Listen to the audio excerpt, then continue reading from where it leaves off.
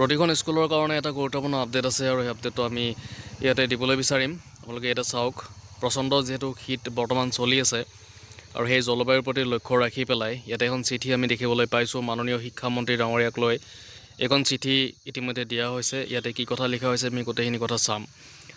অসম ৰাজ্যিক প্ৰাথমিক শিক্ষক সন্মিলনী, আছাম ষ্টেট প্ৰাইমাৰী টিচাৰ্ছ এছ'চিয়েশ্যনৰ ফালৰ পৰা এইখন চিঠি চাওক। এইখন আপোনাৰ 30/12/2025 তাৰিখত এখন অৰ্থাৎ আজিৰ তাৰিখত এই চিঠিখন লিখি পেলাই এইখন দিয়া হৈছে মাননীয় শিক্ষামন্ত্ৰী ডাঙৰীয়ালৈ। চাওক, মাননীয় শিক্ষামন্ত্ৰী মহোদয়, অসম চৰকাৰ, জনতা ভৱন, দিছপুৰ, গুৱাহাটী 6।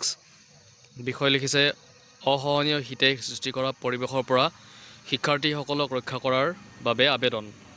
কি লিখিছে চাম। সন্মানপূৰ্বকভাৱে আপোনাক জনাওঁ যে বিগত 24 ডিচেম্বৰ 2025 পৰা ৰাজ্যখনত হোৱা প্ৰচণ্ড শীতে প্ৰাথমিক বিদ্যালয়ৰ কণ কণ শিশুসকলৰ বাবে অতি অসহনীয় পৰিৱেশৰ সৃষ্টি হৈছে।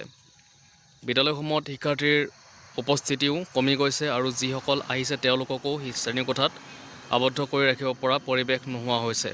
বেছিভাগ বিদ্যালয়তে জুই ধৰি শিক্ষাৰ্থীসকলক চৌপাশে বহুৱাই লৈ পাঠদান কৰিব লগা হৈছে। বেছিভাগ শিক্ষাৰ্থীয়ে ছুৱেটাৰ জোতা নোহোৱাকৈ বিদ্যালয়লৈ আহে। বিগত সময়ত প্ৰাথমিক শিক্ষক সন্মিলনীৰ পৰা শিক্ষাৰ্থীসকলক ছুৱেটাৰ জোতা যোগান দিয়াৰ বাবে অনুৰোধ জনাই আহিছোঁ। আপোনাৰ কাৰ্যকালৰ প্ৰথম বৰ্ষতে অনুপস্থিত আনুষ্ঠানিক আলোচনাত এই বিষয়ত এটা সহমত স্থাপন হৈছিল যদিও এতিয়ালৈকে বিভাগে যোগান ধৰিব পৰা স্থিতি অহা নাই। মহাশয়, শিক্ষাৰ্থীসকলৰ কষ্টৰ প্ৰতি লক্ষ্য ৰাখি 10 দিনৰ বাবে প্ৰাথমিক বিদ্যালয়ৰ পাঠদান স্থগিত কৰাৰ আদেশ প্ৰকাশ কৰাৰ বাবে অনুৰোধ জনালোঁ। তো দেখিলে আপোনালোকে ইয়াতে অসম ৰাজ্যিক প্ৰাথমিক শিক্ষক সন্মিলনীৰ তৰফৰ পৰা ইয়াতে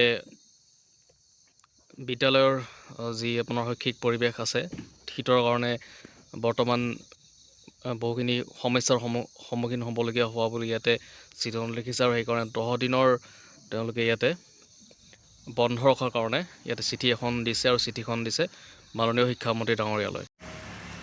আৰু ইয়াতে আপোনাৰ শিক্ষামন্ত্ৰী ডাঙৰীয়াৰ তেওঁ ঘোষণা কৰিছে যে শীতৰ প্ৰকোপ যদি বৃদ্ধি পায় তেতিয়াহ'লে বন্ধ হ'ব পাৰে স্কুল। জিলা আয়ুক্তই ল'ব পাৰিব বন্ধ ঘোষণাৰ সিদ্ধান্ত আৰু এই ঘোষণা কৰিছে শিক্ষামন্ত্ৰী ডাঙৰীয়া। আৰু ইতিমধ্যে প্ৰাথমিক শিক্ষক সন্মিলনীৰ তৰফৰ পৰা এখনি চিঠিও আমি দিয়া দেখিবলৈ পাইছোঁ।